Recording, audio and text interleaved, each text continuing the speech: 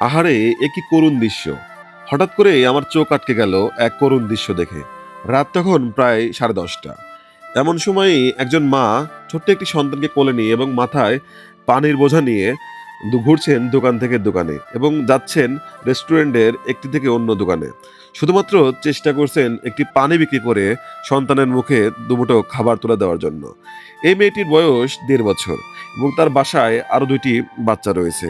তাদের মুখে দুবেলা খাবার তুলে দিতেই মায়ের এই আপ্রাণ চেষ্টা। তার ছোট্ট সন্তানটি অপলক দৃষ্টিতে চেয়ে আছে সেই দামি টেবিলগুলোর খাবারের দিকে। কিন্তু তাদের তো আর তা খাওয়ার সামর্থ্য নেই এবং মাথায় করে যে কয়টা বোতল আছে সেগুলো বিক্রি করতে পারলেই তার ইনকাম হবে ৳২০০।